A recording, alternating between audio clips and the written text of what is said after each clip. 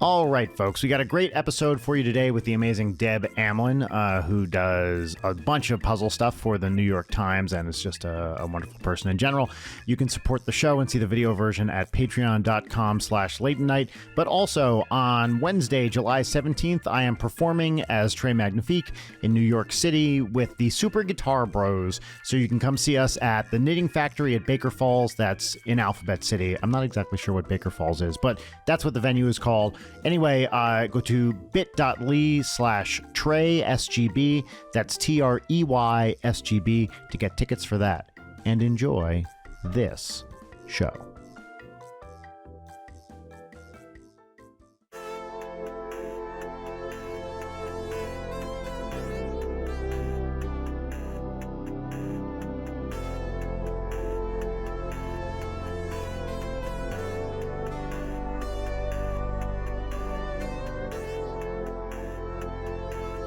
Deb, first of all, I'm loving this shirt. The shirt is incredibly cool. I could, if I do a 360, I could be a globe.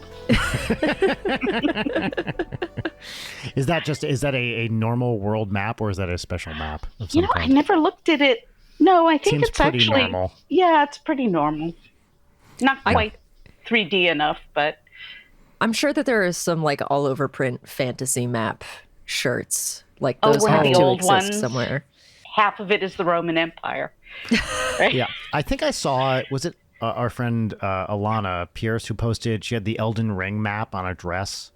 Whoa, I think awesome. something like that, or they're these cool, who is the first, I always wonder, I love those, like the Tolkien maps, the maps of Middle Earth with all the stuff in them or stuff like that. Now, did he draw them or did he have somebody else draw them? That's a good question. I don't know. I always assumed he was kind of a one-stop shop for that stuff.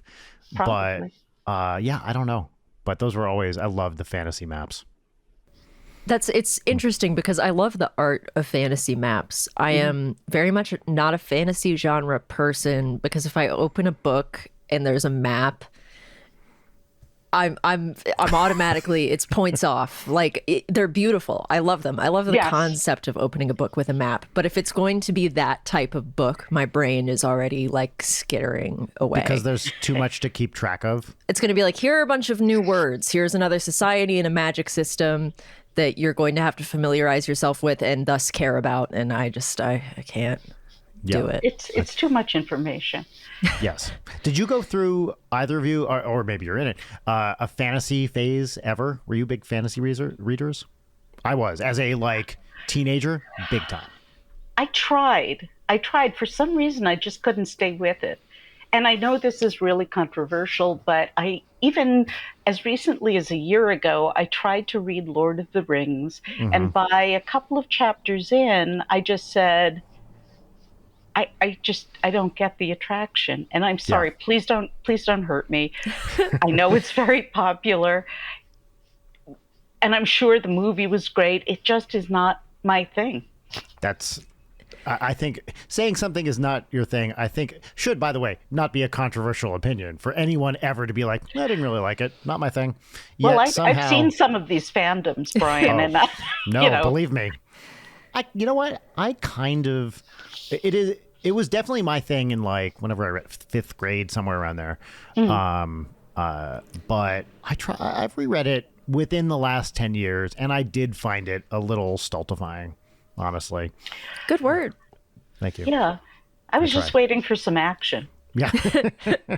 I think I similarly read The Hobbit and a few of the books in 5th grade because it was mandatory, because I was in Battle of the Books, which was a book trivia thing where you had to read 50 books. Sounds violent. Yeah. Lots of paper cuts going on there. Right. Yeah. Yeah, it's, Audrey, my daughter, is just turned 10 and is about the age where I was reading this stuff.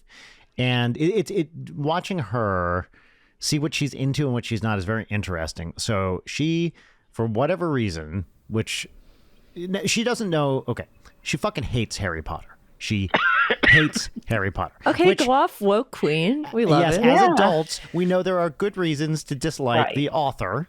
Right. But, the books, okay, whatever.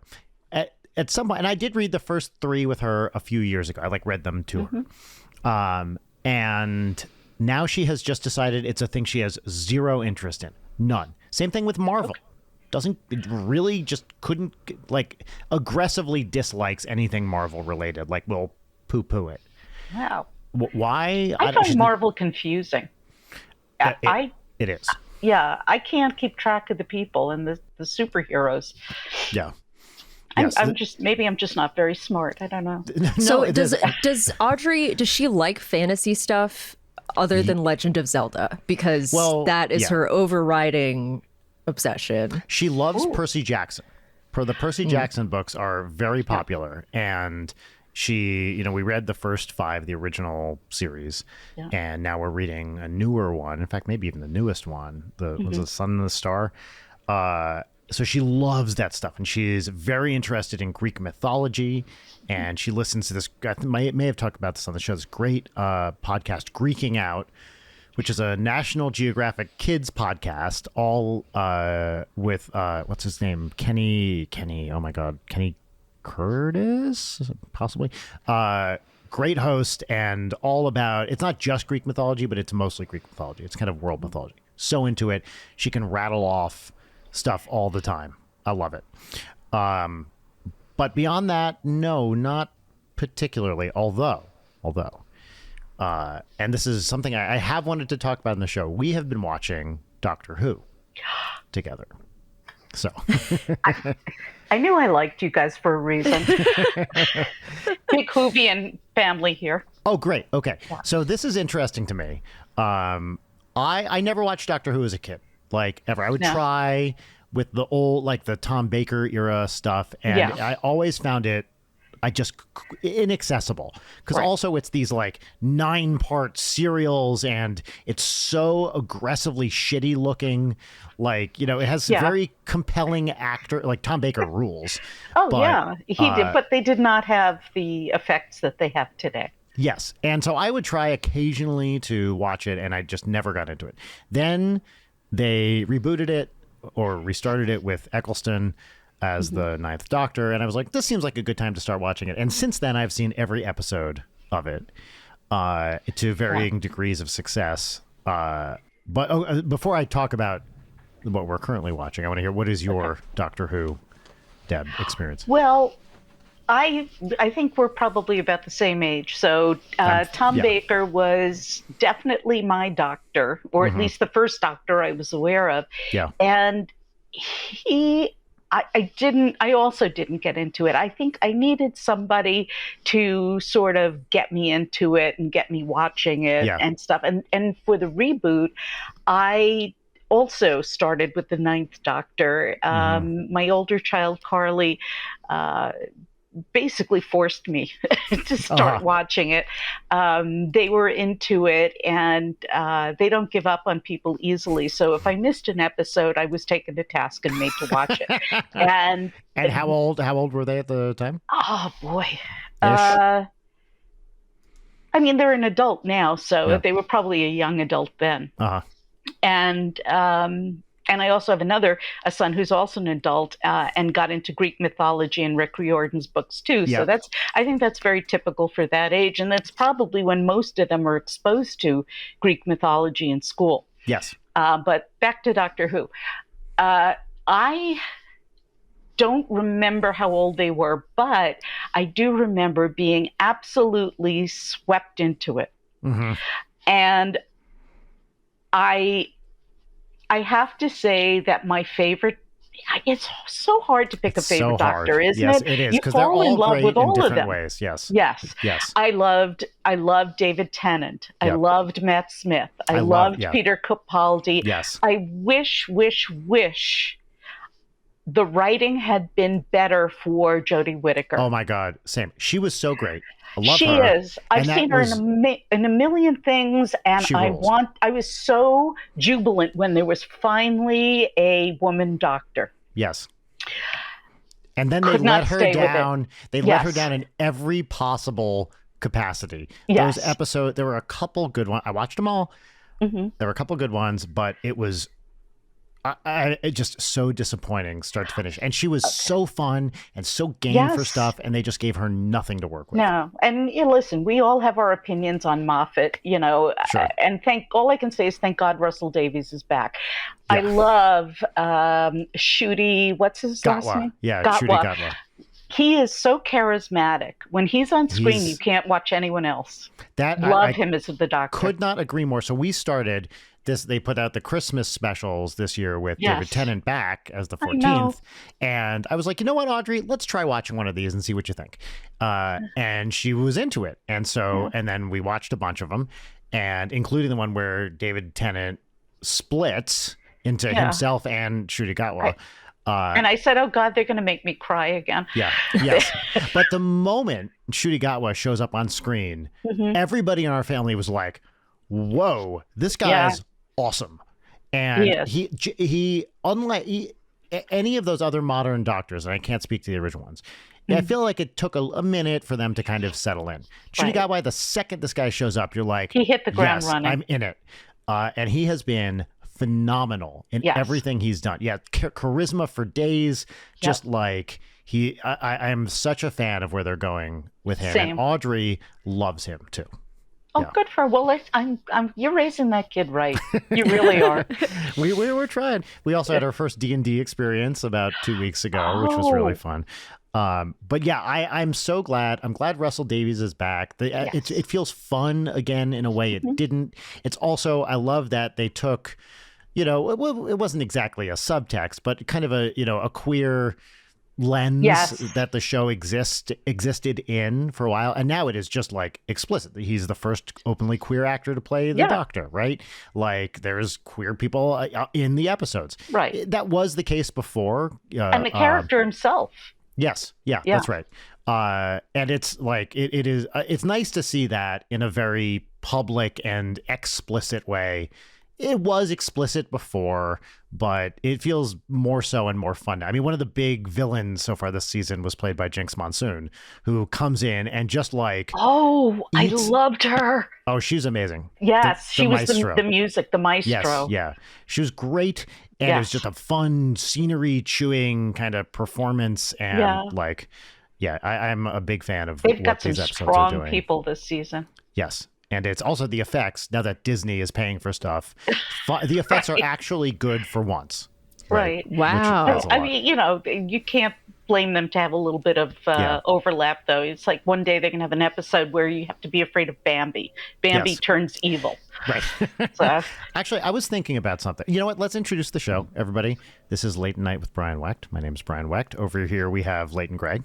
Hi, that's me, lapsed Doctor Who fan of a decade who is hearing about all this stuff for the first time right now. Mystery guest, who are you? Hi, I'm Deb Amlen, and I am the lead columnist for New York Times Games. I write the wordplay column and some feature articles. I will write ads if they want me to. I don't care, really. I'm happy they keep me. Yeah. Well, so are we, and a second-time guest on the show, a repeat guest.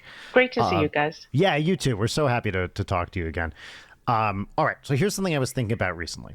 You were thinking about something? Yeah, I know. What a shock, yes.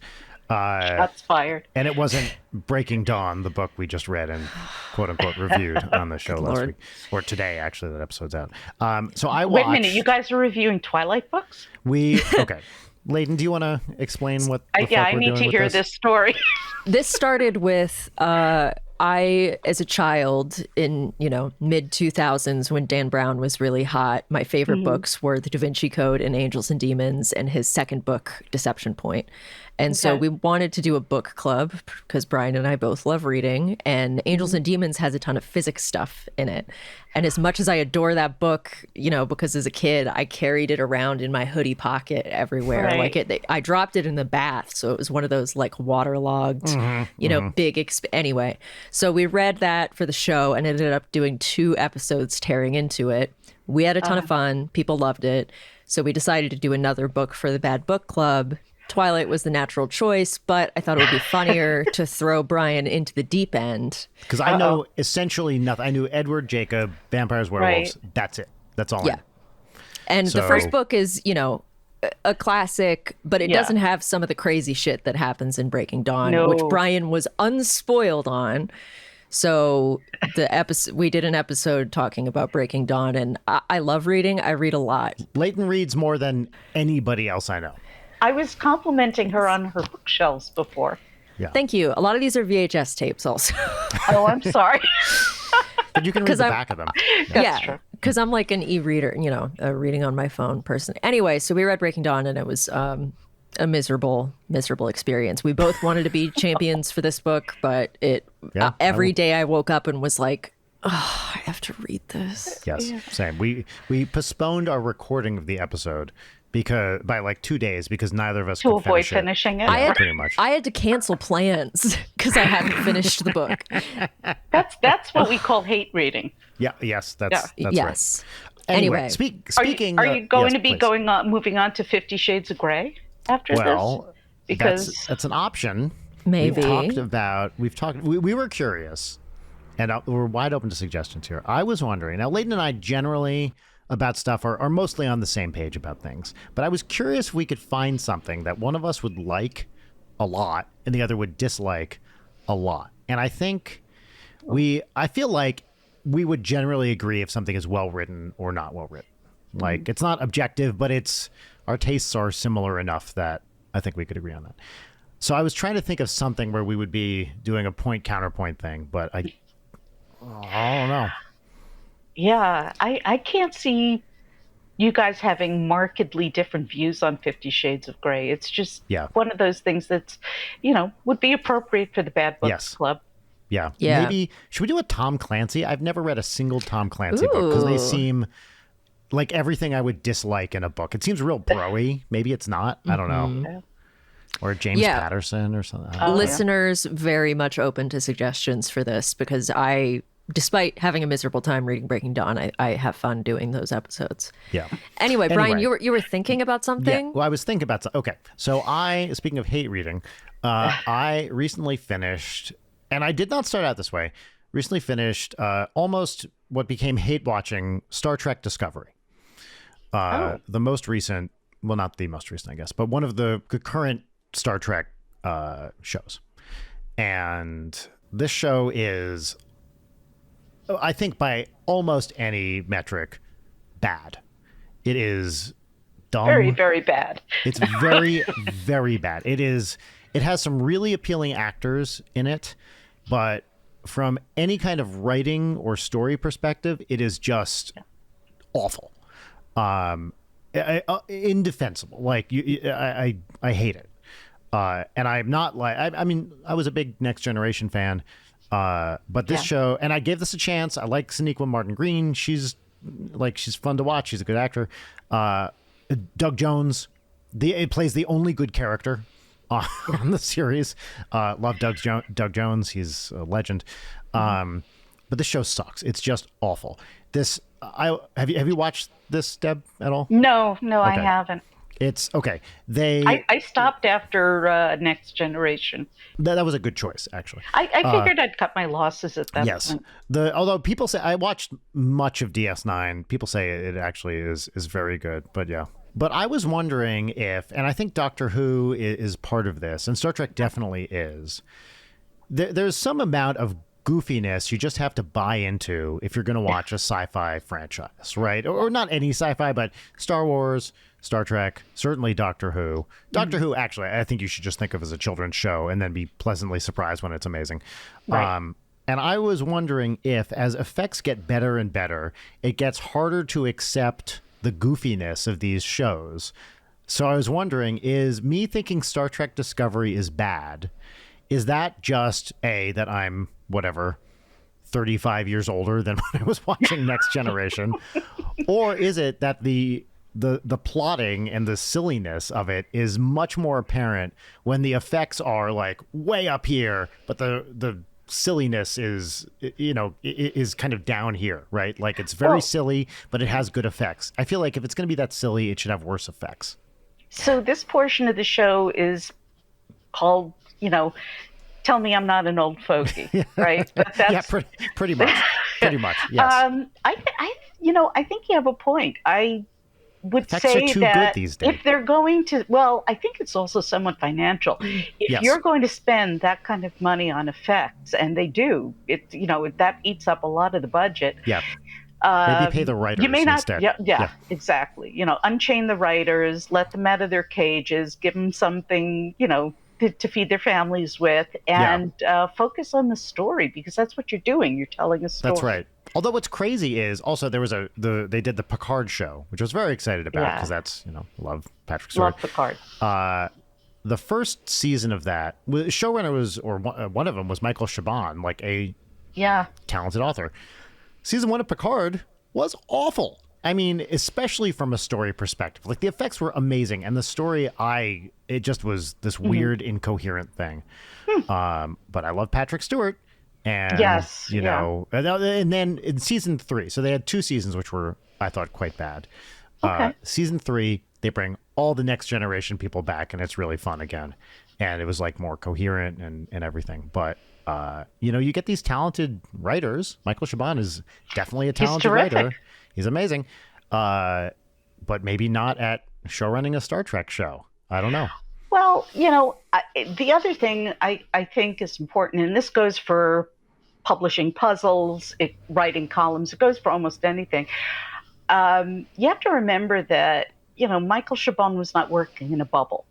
That's right. He had a lot of people in suits who were commenting 100%. on things. He had the actors commenting on things. He had the craft truck people commenting on the quality of the Absolutely. script. And sometimes you have to make changes and take their notes, and sometimes you don't. So we don't know how much of that was, Michael Chabon's original thought. And I'm not just saying that because I wrote an article on him recently.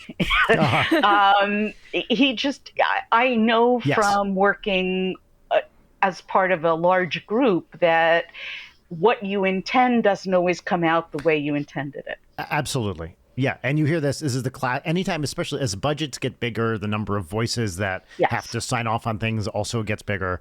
Right. And who knows what his intent was. Maybe he watches the show and is like, not so great. Or maybe he loves it. It's very hard to say. Take that off my resume. Yeah, right. Yeah, exactly.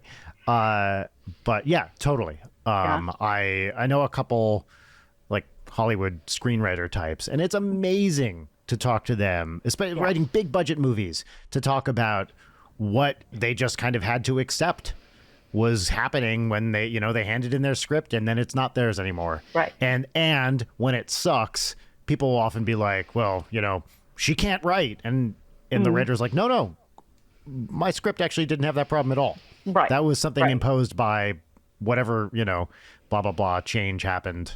Yeah. I mean, I everything I write gets copy edited by at least 2 pairs of eyeballs. Oh my God. And it used to be 5, so we've gotten better.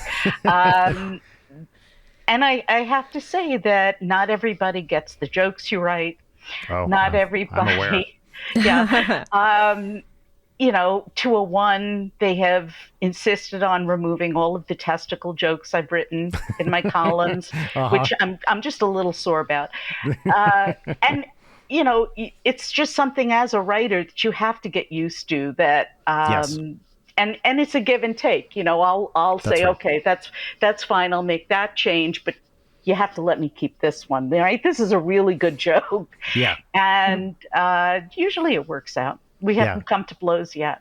And it's really interesting too. And I read all the wordplay stuff. I get the emails. I read it all. When I see your name there, I'm happy. I love to see you there. And I know you're a big part of all of that.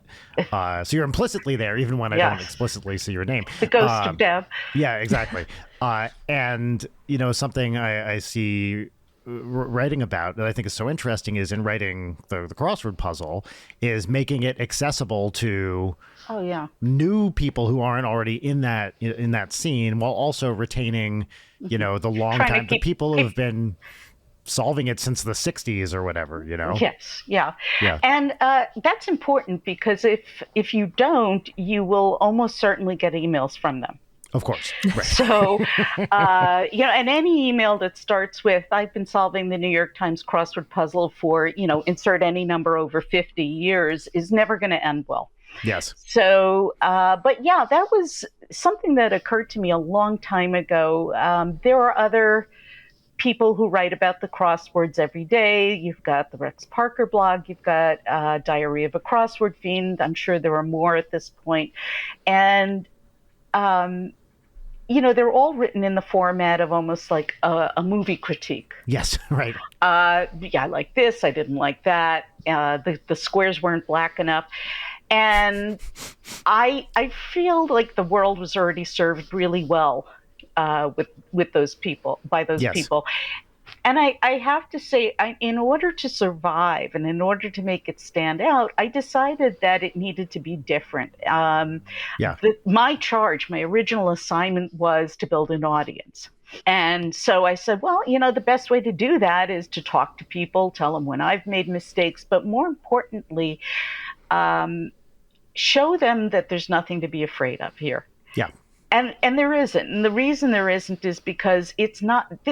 The crosswords are misunderstood by the majority of people who think, oh, I'm not smart enough, I can't do that. Right. And the truth is that if you learn a few rules for crossword solving, it becomes much easier. It's not a test of your intelligence. It's a test of how well you understand how the clues are written. Well, it's also, that's like saying, I don't understand baseball, I'm not smart enough. It's like, no. Right. You just have to kind of learn how it's played, and then you'll maybe, look, I don't really understand all the rules, but I know the general idea, and I can have fun watching it. Right. Give it a chance. People sit down to do a crossword puzzle like they're taking the SATs. I mean, they're just filled with anxiety.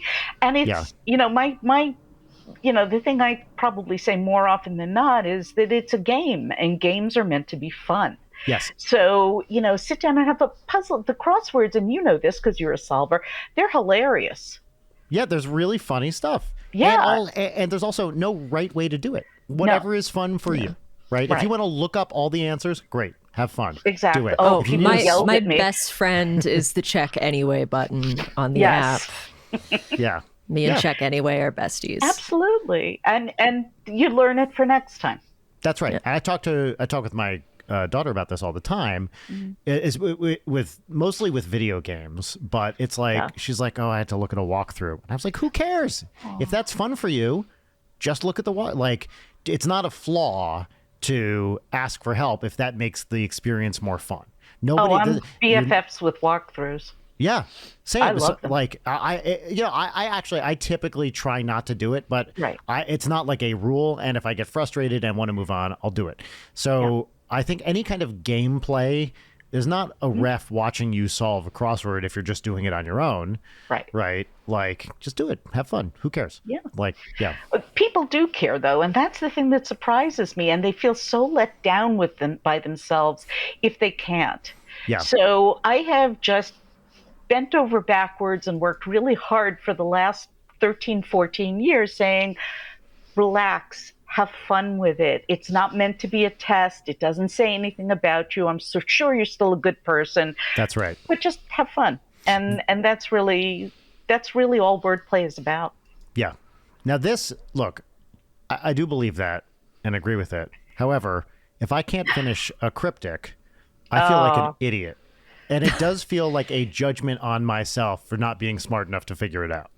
You know what I'm able to do really well is I'm able to backfill cryptic. Yes. I'll read the clue, try to figure it out, look at the answer and go, oh yeah, I would have gotten that. Mm-hmm.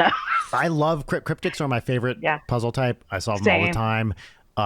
Sometimes on this for our mini episodes, I subscribe to the Out of Left Field Patreon with Cosmin and Picciotto. How do you say Picciotto's last name? Is that right? Do you know? I think it's Picciotto. Picciotto? I'm not sure. Okay, yeah. I've never been sure. Anyway, they're amazing cryptic writers. And, I love solving their stuff. Really, really fun. And I'll solve them occasionally on mini episodes here. Right. Do you ever watch Cracking the Cryptic on YouTube? No, but sorry. I've seen like an episode here and there, but I don't watch it like super great. regularly. Yeah. And but anytime I get really stuck on one, I'm like, man, I'm so fucking dumb. No. And I definitely am judging myself Well, for those. they really are tough. And like I could do, when we were doing the variety puzzles, I could do the ones in the New York Times. Yeah. Were I those find Cox the and British ones. Rathon? Were those It was always tough? yes, Henry Yeah. I'm Yeah. sorry, Emily Cox and Cox. Henry Rathbun, Yeah. two lovely, wonderful people, Legends. legends, and also very, very nice people. Yeah. And a married couple too, right? What? Are they a married couple? They've been partners for Partners, years. yeah. Absolutely. Yeah. And they wrote very, very accessible cryptics. They weren't easy. Yeah.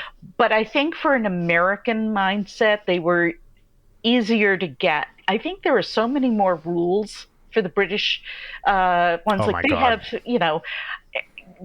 if you this is a letter C because the thing was actually written on Tuesday. It's just bizarre stuff that you would never even think of. I think we should explain to people, because a lot of people probably don't know what a cryptic is. Cryptics are the crosswords that don't have every square checked. So you'll see spaces and stuff in between the words.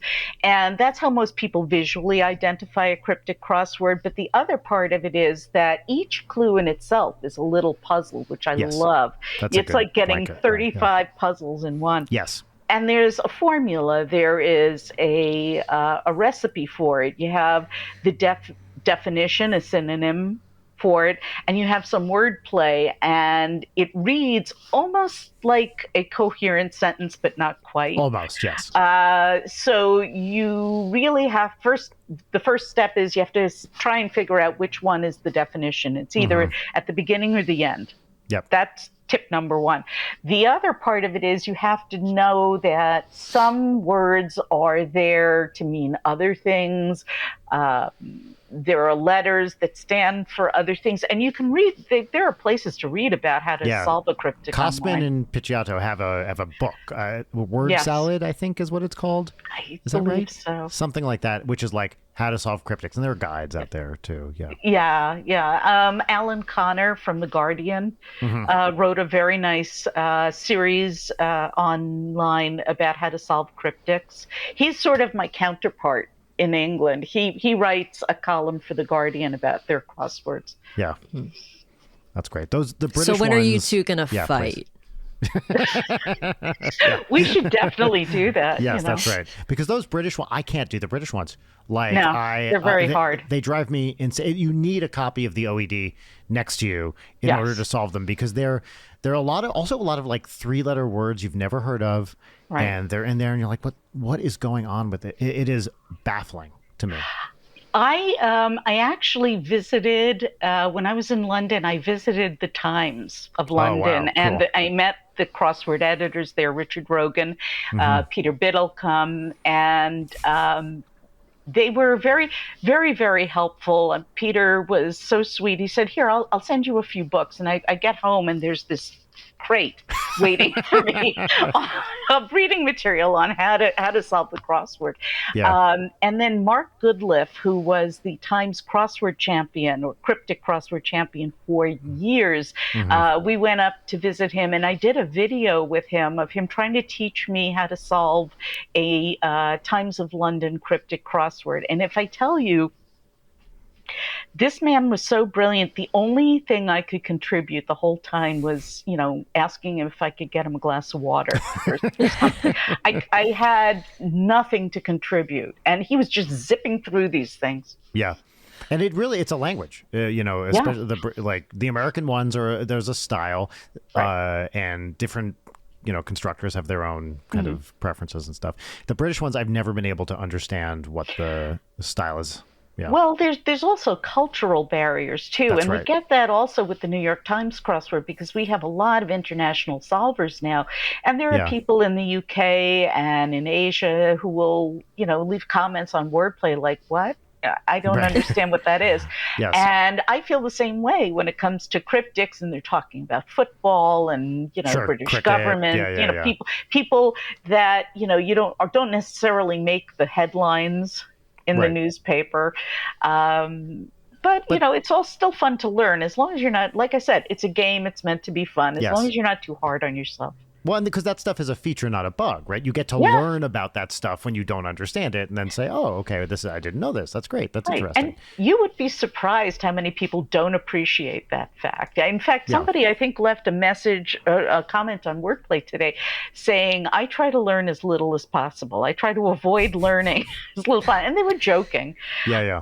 But I think that's definitely a feature. If I can walk away from a crossword going, I didn't know that, Yes. then I've had a really good day. That's true. Although I Yeah. do not miss, and I know this is like a classic thing, the days of calm form and, you know, like the Molesca-y kind of yeah. very obscure. Was it combination form? I don't know, Right. something like that. I remember as a kid trying to solve these and talk to Yeah. my parents, be like, what the fuck? You know, it's like it's some weird Latin suffix for something Yes. I've never heard of and was very alienating to me as a child. Wait, explain further. I don't know what you're talking about. I guess it's sort of a root word kind of a thing. Interesting, I a still don't know what combination it is. form. Listen, I've been doing this for a really long time. I don't know what it is, but I will tell you this. Oreo, which is the official cookie of the New York Times crossword, simply because it's been in there so much, Right. was originally clued during the Molesca era as mountaintop combination form. And if I tell you how much better is it to have it clued as the cookie? Yeah. That was Will Shortz's changes. Yeah. That's great. Yeah. Because it shouldn't feel like a middle finger No. when you don't know it. And that that was Molesca. right. So well, can you? Okay. Molesca was a legendary editor of He the was. Puzzle Forever. Very smart man. Did you meet him? Do you know him at all? No.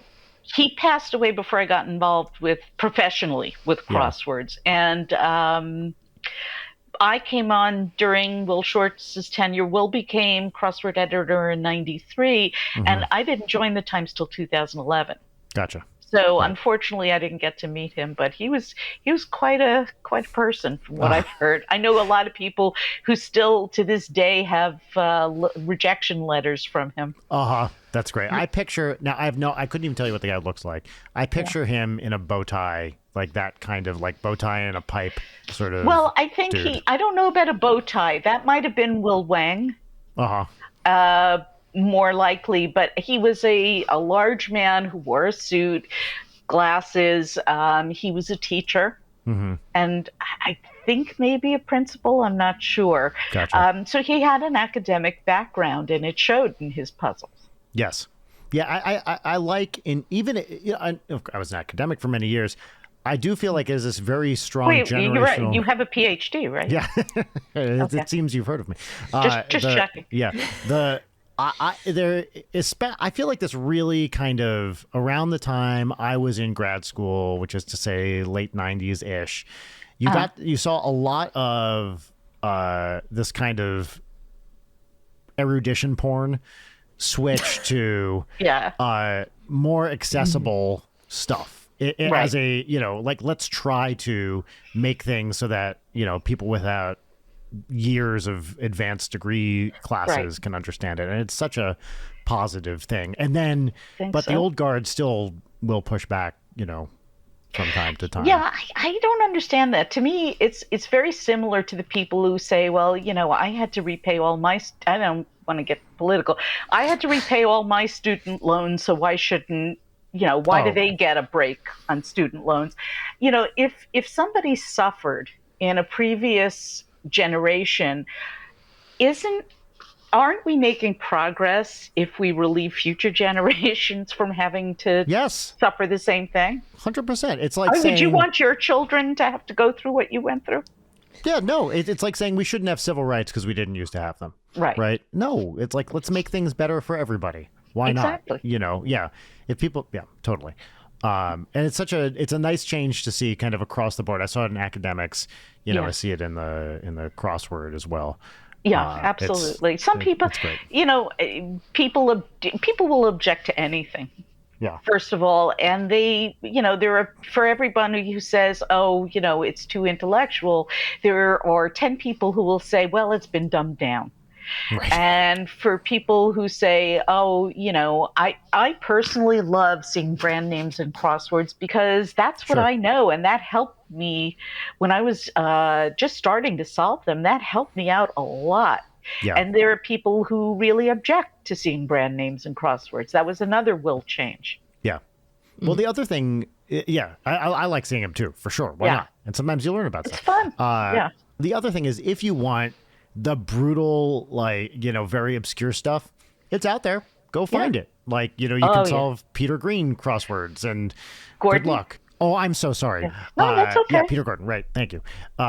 Solve Peter Gordon crosswords. And Yeah. they're, Those are hard. oh my God. I tried to do one and I was like, I don't have time No. for this. Yeah. No. But you know what? Actually, I was surprised. I learned about him, and I couldn't believe I didn't know about him before from the A.J. Jacobs book, Yeah. the Puzzler book. A.J. was a guest on the show, and Awesome. I test solved Greg Pliska's puzzles for that hunt. I was one of the test solvers for the Nice. puzzle hunt with that. And I had no idea who Peter Gordon was before. Really? He before was that, the yeah. first puzzle that Will published. Was it Really? one of his puzzles? Yeah. Wow. And Crazy. he was also the guy who basically almost got me fired Oh, from wow. the New York Times. Can you tell the Of story? a lot of us. I mean, Yeah. we were going to be fired en masse. Yeah, I can tell you about it. It was the 2016 April Fool's puzzle. Peter had written a puzzle that was a quip puzzle, which is where a quotation runs through the puzzle, and that is the theme. And when you solved it, the quotation was, due to budget cuts, the New York Times crossword ends tomorrow. Well, Will emailed me ahead of time and said, this is coming. and I said, oh, I think that's fabulous. I thought it was so much fun that I decided to play along. So I wrote my column like it was Oh my completely God. serious, and I'm so sorry. What's going to happen to poor Joel? How is he going to make a living? And Will has the tennis club; he'll be fine. Yeah. And anybody looking for a really hilarious columnist, and we started getting so much email so and great. phone calls into the New York Times that I think I got an email from Arthur Sulzberger's office, the Oh my God. publisher, Yeah. saying, we don't know what you're doing down there, but make it stop. And that was probably one of the scariest but most fun scams we've ever pulled on the company. That's awesome. Yeah. That's great. I'm now that you- curious yeah. what other, let's say, reaction absurdities you've seen in your tenure. Like, are there things that stand out to you as reactions being particularly out there? Well, yes. We had, a long time ago, we had a puzzle by a constructor named Paula Gamache, and she was the first and only person to have edible underwear in the puzzle. The phrase edible underwear. That was interesting. We had a lot of people clutching their pearls and their chests. Wait, that was the clue? And they're or edible the No, that was underwear. an entry. Okay, And then got it, yeah. you actually had to write in edible underwear into the Great. puzzle. Fantastic. And there are some people who thought that was a jolly good time. And then there were some people who said, oh my God, the New York Times is going to hell. And that was one. We get a lot of people. By the way, just to say this out loud, Yes. any underwear can be edible underwear if you want it bad enough. with that attitude, with the right attitude. That's right. You just got to start small. That's all. Exactly. Yeah. Anyway, please continue. No, that's great. Let's see. We get a lot of people who like to see things in the grid that aren't necessarily there. People who have, basically don't really understand how grids are built, and so they have seen swastikas in the puzzle. I'm sure there have been more, but I just don't remember right now. I never even thought about that. Thinking, I mean, of course, sometimes there are patterns in the squares, right? As part It's of the actually thing, called right? a pinwheel because if you're designing a grid, most of them are on a diagonal symmetry. Yeah. And that's just for aesthetic looks, not all of them. And if you do a certain design on one side, you've got to have the mirror image of it on the bottom. And, I can understand why people thought it was a swastika, but it never was meant to be anything of the kind. Sure. And we had to explain that to a lot of people, that we were not, flipping them the finger either. Yeah. Yeah, totally. But I never thought before about people like seeing patterns in the black squares that, are some kind of symbology or whatever it is. Yeah. Oh, and listen, there have been people who think that there have been messages in the clues, Sure. and, subliminal suggestions in the grid. Right. We had, I for some reason, one thing that keeps popping into my head was in 2017, we did a transatlantic crossword cruise. Another great thing I managed to pull off at the time. And I talked to them, I said, what would be great is an all expenses paid cruise. And they said, that's right. And so I led a cruise across the Atlantic where we solved crosswords, and Joel gave fun. us, talked about constructing and stuff. It was wonderful. And That's one great. day I'm in the ladies' room in a stall doing my thing, and a puzzle comes underneath the door, says, "Can you help me with 42 across?" Oh my God. And that was sort of when I realized, okay, I'm going to have to hide. Yeah. Also, being when I'm not teaching. You're at sea on a boat. There is no escape. No. Oh. Listen, there wasn't any escape really out of the stall either, right. or the bathroom. I would have faced them then too.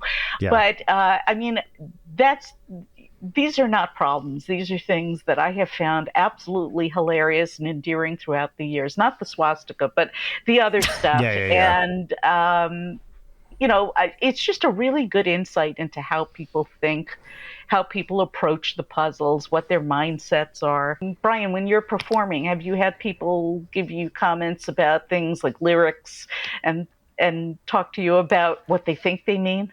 Well, yes, we get. I mean, that mostly these come in the form of emails. Okay. But I've certainly had people follow me into bathrooms to get signatures and stuff like that. We do have a lot. The number one thing we get are song title suggestions, like you guys should do a song about, called this, that sort of stuff. That's the most common one. It's less about the, here's what I think this song means, because there's not a lot of subtext in Ninja Sex Party songs. It's pretty much all there on the page. Right. So, if you think it's about a dick, it's probably about a dick, because the title of the song probably has the word That's dick in just it. what we do. Yeah, that's right. Yeah. At least you don't have copy editors taking that out of your song. No, that's right. Yes, exactly. I am my own copy editor for those. Right. But yeah, it's less about we think there's hidden meaning than we do get a lot of people saying that this one, this one really spoke to me, really kind of like meant a lot to me for this reason. And that's always really sweet to hear. Nice. Occasionally we get, actually pretty regularly, we have one song called Heart Boner, which we hear a lot of people was their first dance at their wedding. We danced to Heart Boner. Yeah, which is very sweet. That's a thing. Wow. Yeah. Well, sometimes people will say, and now hey, we'd like to welcome the couple to the dance floor as we play Heart Boner. Yeah. Right. Occasionally we get people asking for the instrumental version for exactly this reason. Right. But yeah. You don't want to kill grandma. No, that's right. But a lot of people, I think, just go for it. One of the things, we don't have to talk about puzzles the whole time, although I'm certainly happy to. One of the things I love to see y'all doing, Deb, is it just seems like you're constantly innovating and trying new puzzles out, and tweaking the app. I use the app every single day without fail. Me in order I do too. things. And it's always nice to see new stuff and stuff changing and trying out new things. It seems like there really is a culture of, let's keep building. let's put on a show. Yes, yeah. we have a fabulous team. When I started, it was Will and his team, me, a lot of puzzles, and a lot of crying. And trying to figure out how to get a puzzle up on the web. Yeah. Now the games team is close to 100 people. That's amazing. Wow. It is amazing. The New York Times has really invested in us, and I have to say that it's a good thing because we have some of the most talented people in the business, people who are just so creative and so good at what they do. Yeah. And they're led by Jonathan Knight, who has this vision for making games the ultimate destination for playing. And the games are just so intelligent. Yes. I really, one of the things I like about them is that they are fun to play, but they're still smart. Yep. And they make you feel smart. That's right. And some of them even have, you can adjust your experience. Like the Sudoku, you can pick which one you want. Easy, medium, hard, right? Do that one. Yeah, and work your way up. Yeah. I was just talking to somebody the other day who decided that she was going to do all of the mini crosswords. Uh-huh. And she just became totally fixated on this and was doing I think she said between 150 to 200 of them a day. Oh my God. A day. And Jesus. Wow. she finished, she wrote to us and she said, well, I finished the archive. Now what do I do? And and you know how hard it is? We're coming up, I think, on the 10th year of the mini. That's an insane amount of And a daily mini, puzzles. and that's a lot of puzzles. But people really, really become, just it's part of their day. It's part of their life. And I can't think of a better compliment than that. Honestly, for me, when I wake up in the morning, and I'm revealing something about myself here, I check my email and then I look at the spelling bee. You do check your email? That, yes. to me, would be such a downer first thing. Well, no, actually, you know what? It's really great because here's what I do. I check my email, delete. Feels Mass great. delete, right? Yeah, mass delete. And then I look at the spelling bee. So I'm on that app almost before I'm out of bed pretty much every morning. Same. Do you have an order you do the puzzles in? Yes, I do. What is your order? Here's my rule. Now, the crossword I don't do every day. I kind of batch it based on, vibe. Right. My rule is I have to get to genius on the spelling bee before I can look at Wordle. Wow. And that's a lot of pressure. There's a bottleneck there, which sometimes I don't get through till the end of the day. And then I can do the Wordle, and then I can do connections. And then if I have time, I'll look at random, and crossword I just kind of do whenever I feel like it. Right. And then me too. Occasionally I'll look at Letterboxd. Actually, one thing I really want to talk about is I think it was a couple years ago you wrote like how you learned to love Letterboxd. I suck at Letterboxd. But didn't you write a column about this? Yeah. I wrote I wrote a feature about it. They I said, read this. I we'd related to this so much. Yes. Did you? Okay, yes. Good. Because I've never become any better at it. Mostly because I haven't really tried. My attention is mostly on the crossword and the other games.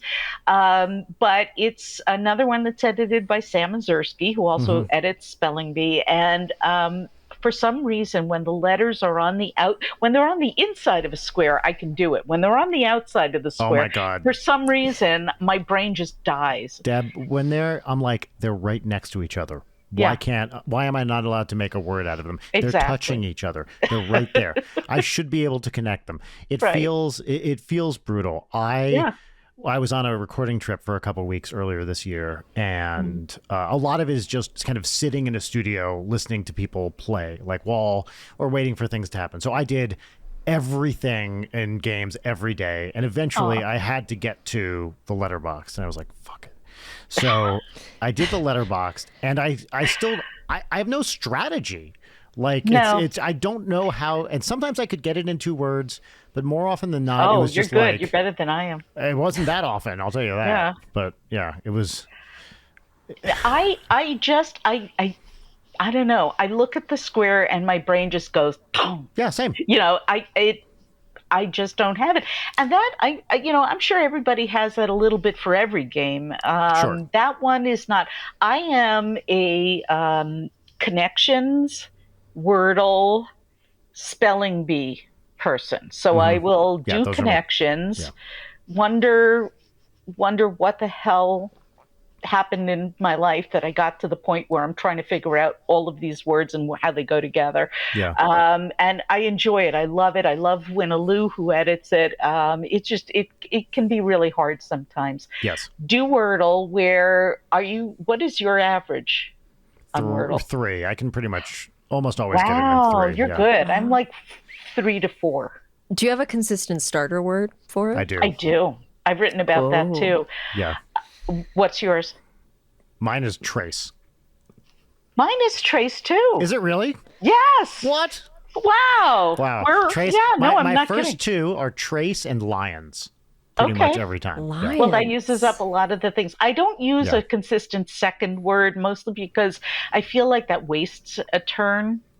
I try to figure out what I've got from what turns over after I put in trace. Yeah. And that awful feeling when all of them turn out gray. Yeah. Oh, it's the worst. Also, I had to say, look, Yeah. maybe we're getting into too much of a rabbit hole here. I was getting angry at WordleBot after a while because I Yeah. was like, I'm not as dumb as you think I am, WordleBot. Like, I know what I'm doing, okay? And I had to stop That, looking by the at way, it. does not come from games. It comes from the upshot. Yeah, it's I was like, I feel like the WordleBot doesn't get me. And then it wasn't on the app for a while, so I stopped looking at WordleBot for a while. Like, I think it was on the browser, but not the app for a bit or something like that.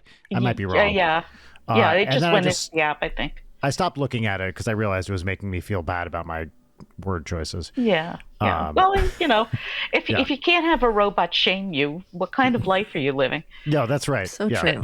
Yeah, I have a 10-year-old for that. I think my approach to the games on the app is very much determined by I beeline straight for spelling bee. I almost always get the pangram instantly.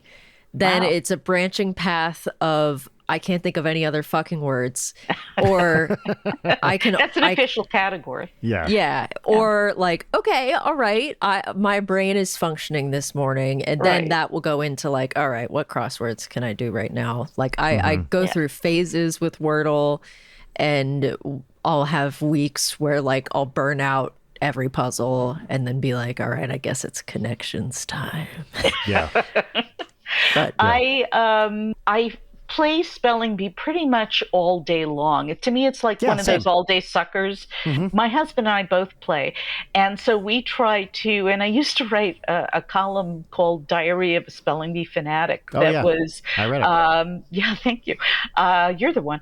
And it was just a humor column to talk about spelling bee and how frustrating it could be sometimes. Yeah. And, I basically don't have a lot of time. My husband's retired and I'm still working. So I don't have a lot of time during the day to play it. But on breaks, I'll put in a few words.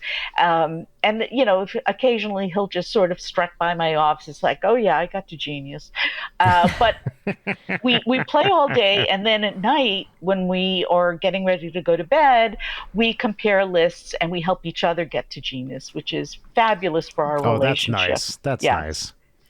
Yeah. I would say there's yeah. a pretty considerable portion of my text exchanges with Brian that's not that, but is us being like, I can't believe this isn't a fucking word.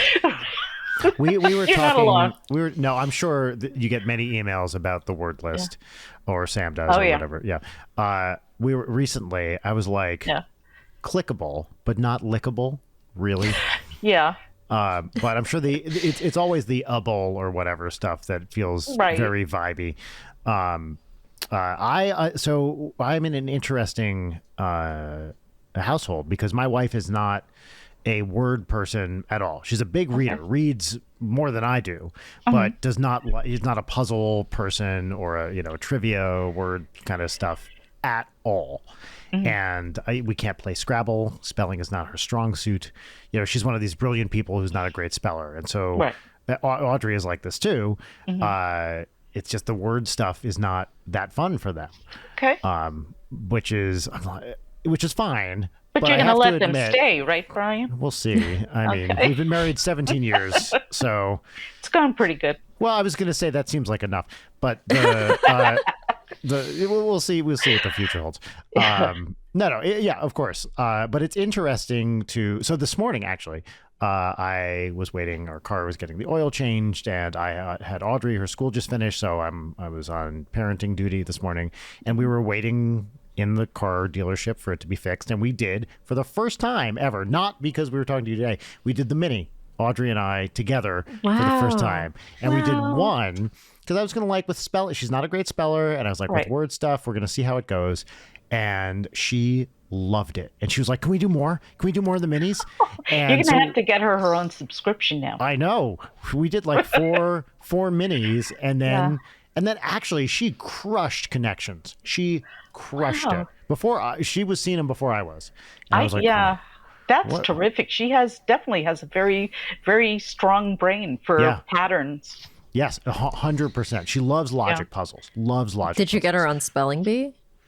Spelling Bee is harder for her because you really need to spell. But we did she did then move on to the Sudoku. We did do Wordle together, though, and we got it in 3. Nice. And with a little bit of I kind of pointed. I let her pick the starting word and then everything else. And when I got to the what did she pick? Third one, she picked. Hold on.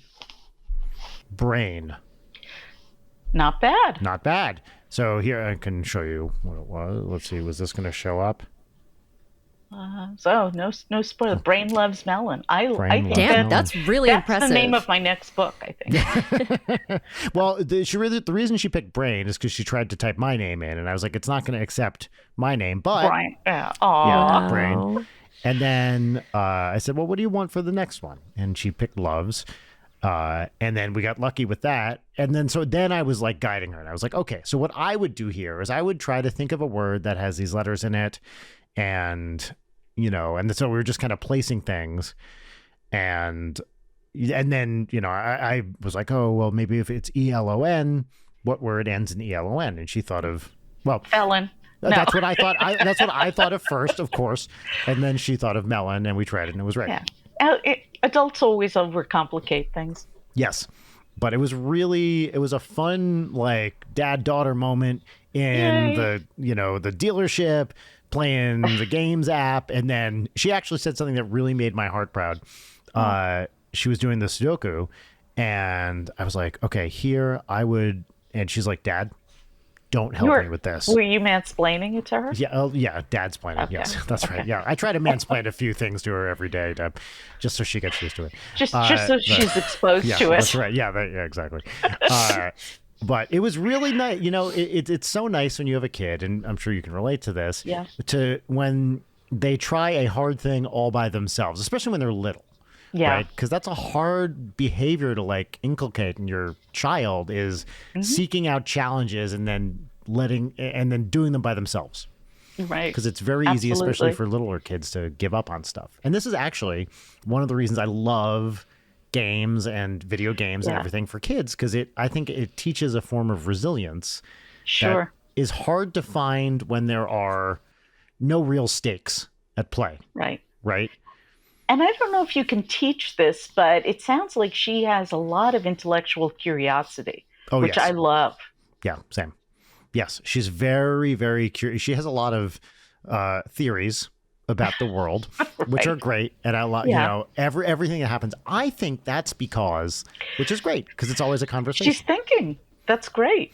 Yes, she's thinking. She occasionally does have to say, and this actually relevant to the thing we were just talking about. She was like, Dad, don't explain this one to me.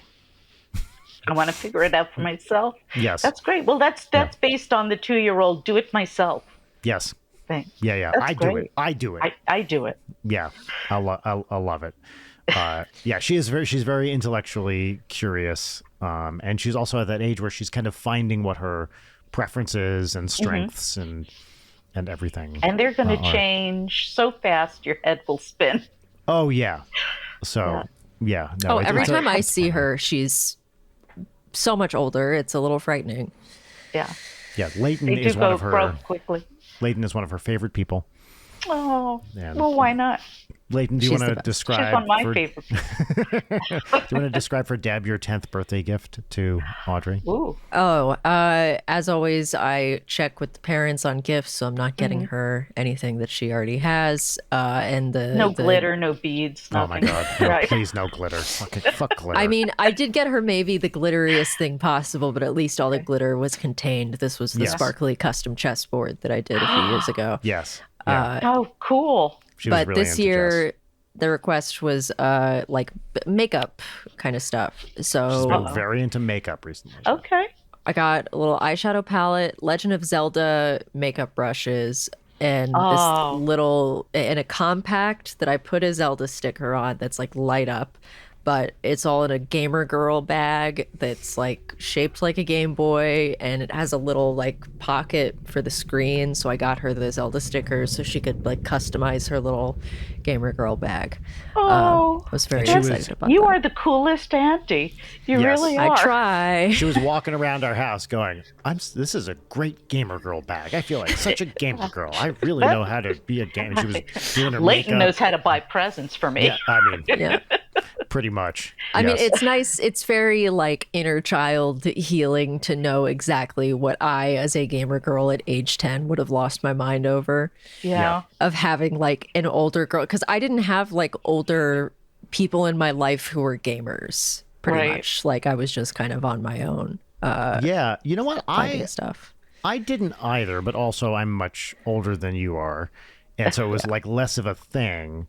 Yeah. Because it was, when you were a gamer in the 80s or the 70s, like there was kind of nothing there. Yeah, there was no right? community. Well, there really wasn't an internet, so it's not like you could play with other people. It's not like That's you could right. read art. Now you have all the information at your fingertips. You have community at your fingertips. Yeah, I was thinking about this when we were talking about Doctor Who before too. Mm-hmm. It was so inaccessible, and there was no place to look for anything. You could buy a book, but Right. I didn't see any Doctor Who books growing up.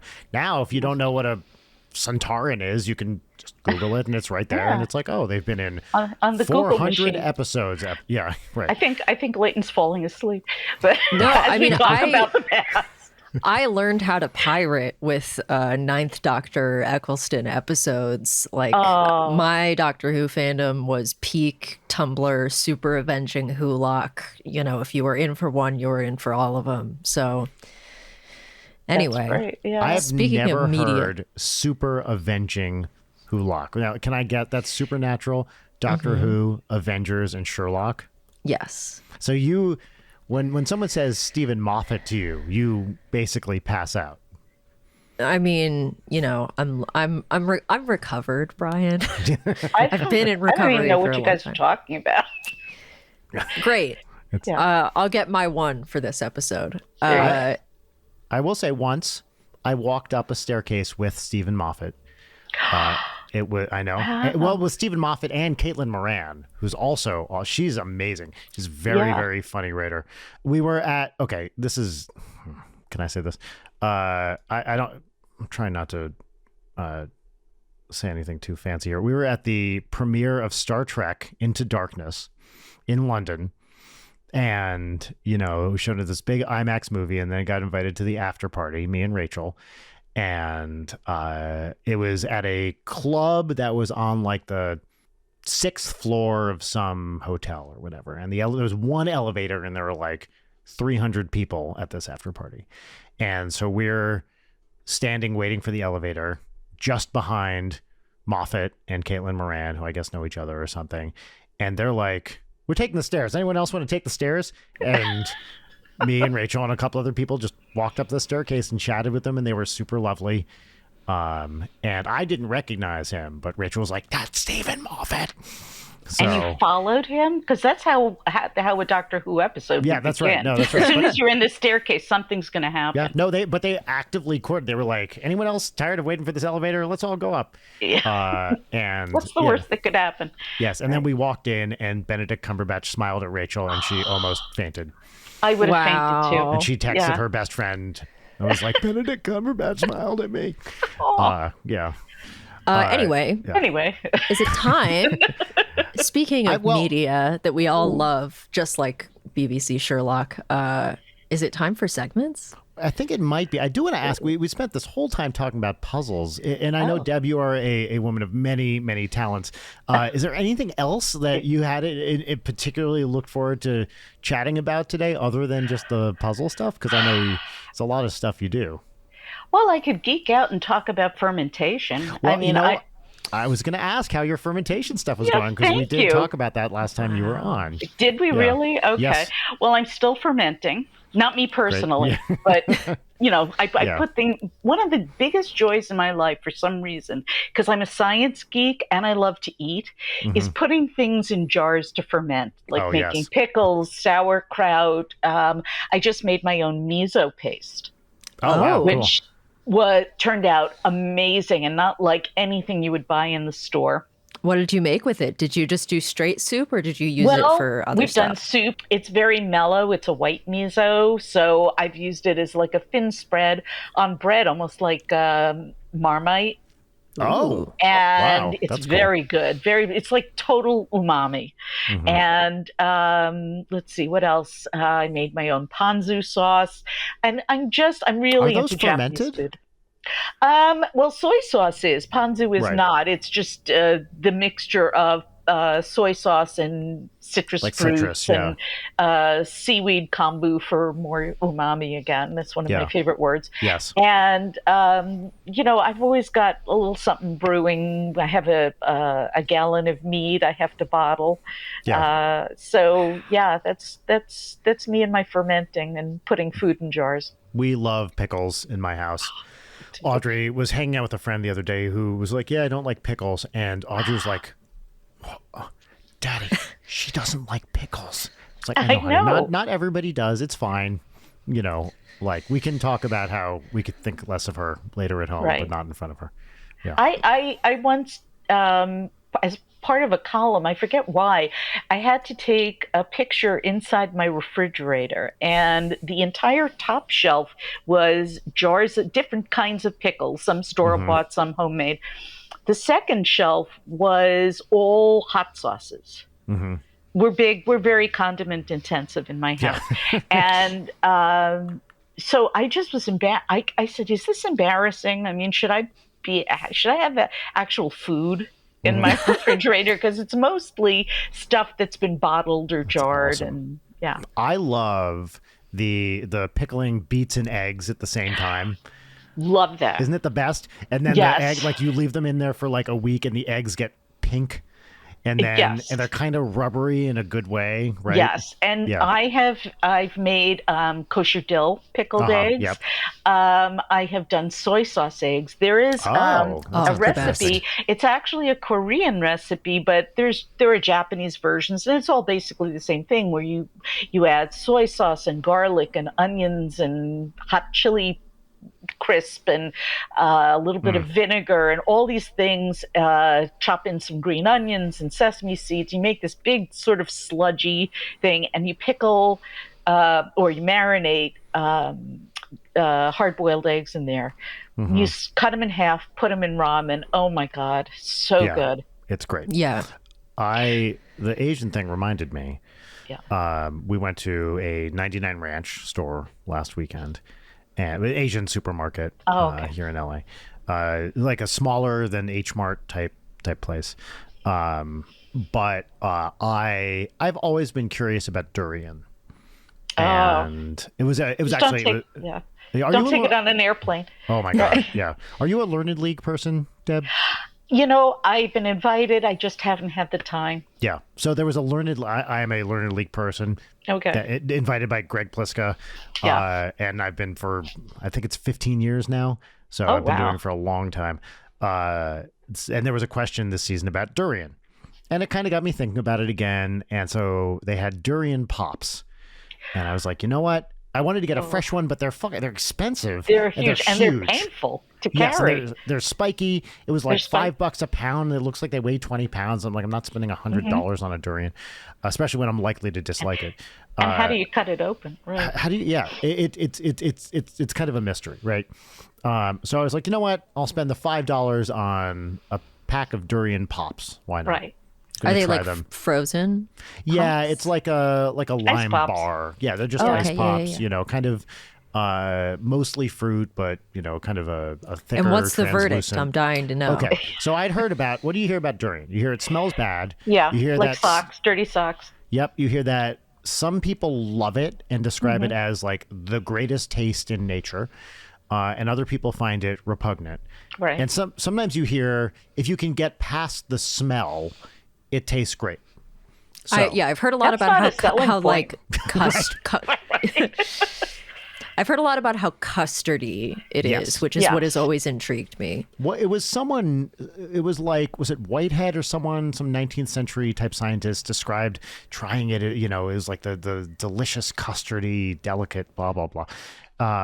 So we opened these durian pops, and I'd prepared Audrey and Rachel for this. Let's try it. Family experience. The verdict is, I took a bite. And I was like, whoa, that's really bad. It's waiting for that. shockingly bad. Yeah. Like, it can't be this bad, right? Right. tasted they wouldn't like- sell it if it was that bad. You would think. It Yeah. tasted like, and I've seen other people say this, like sweet custardy onions, but Ew. with an aftertaste of foot.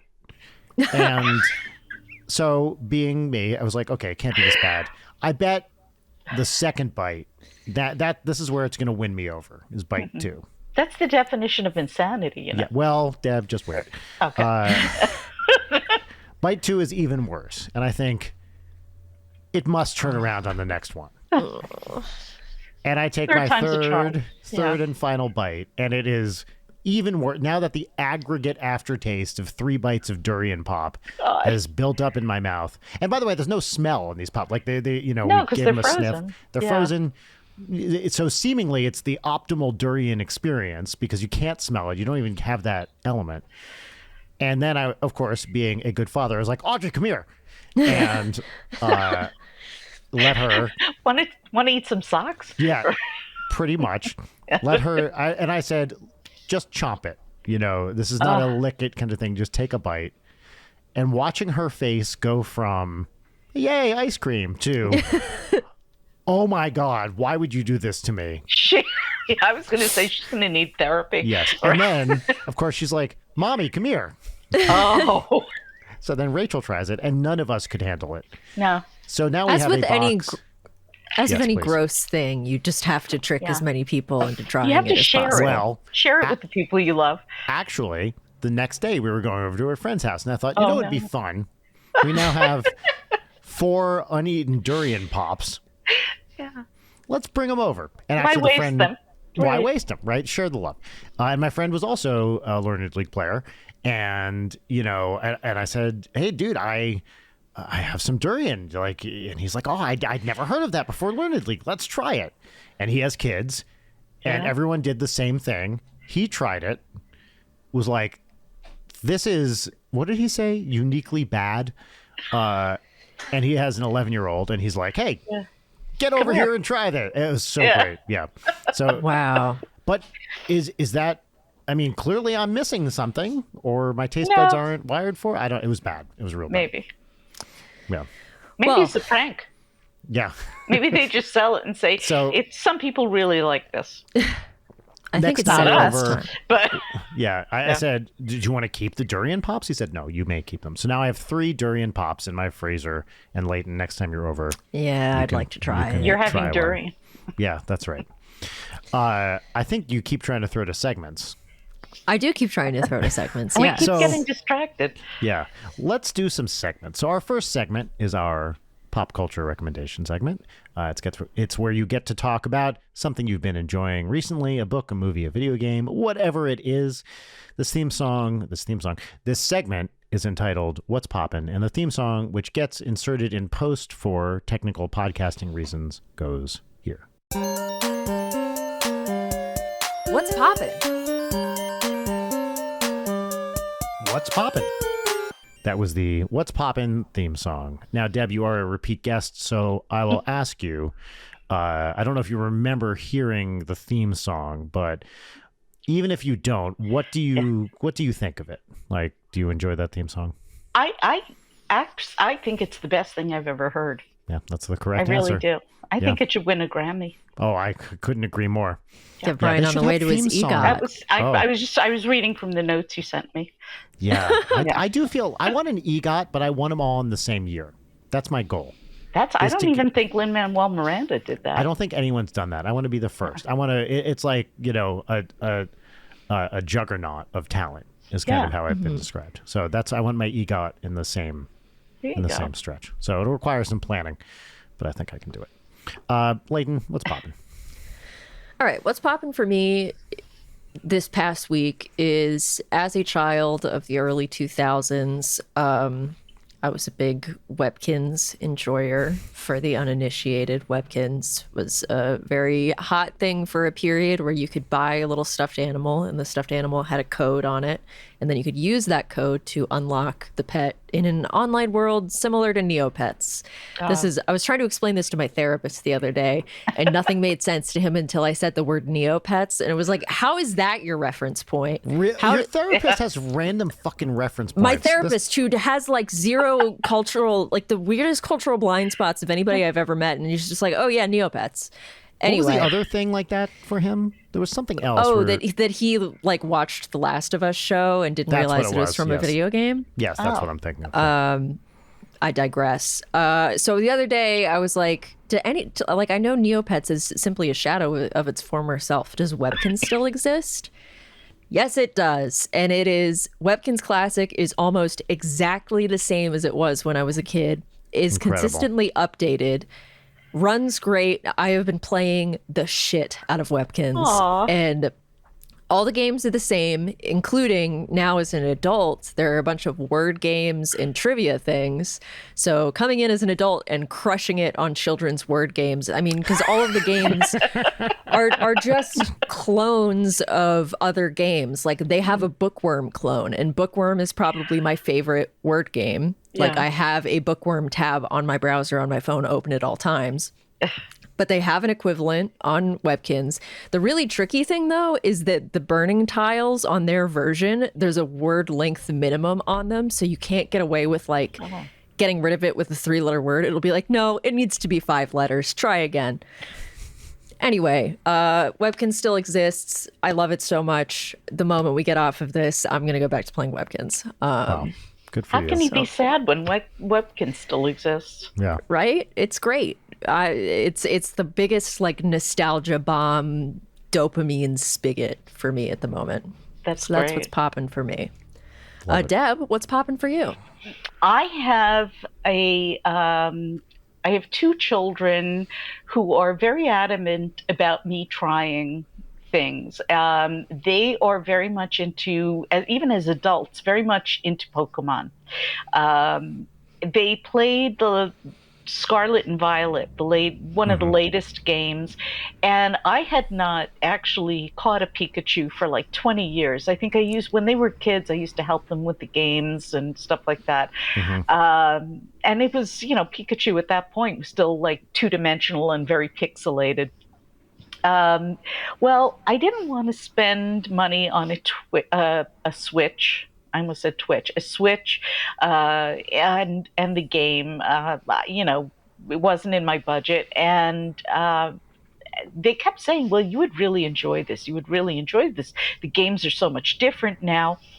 And it turns out that they pulled their money and they bought it for me. Oh, that's so They nice. bought me a used Switch, which works perfectly well, and the game Violet, because purple's my favorite color. And what I love about it is the fact that not only did I get to go back to this world that I remembered, but it's an open world game that we can go inside each other's games to play, which I'd never seen before. Oh, that's fun. But the most important part of this gift, the real gift, if you want to say it, is that even as adults, my kids still want to play with me. That's so great. That And rules. yeah, it is. And it sounds like you're on the road to that too, Brian. I mean, I hope so. It is really wonderful. Families fracture for so many different reasons, but when your kids still seek you out to play with you, that is just such a wonderful feeling. Yeah. And So I'm sorry. I've been very, very conscious of that just in the last month or so. Yeah. Because Audrey and I have been, she's getting close to be a teenager. Yeah. And we've been playing the newest Mario game, Super Mario Wonder, together, and we finished it yesterday together. And she, while we were just sitting there playing some level and arguing about who has the crown, is in charge of the screen and everything, she just leans over and she goes, "Daddy, I love playing games with you."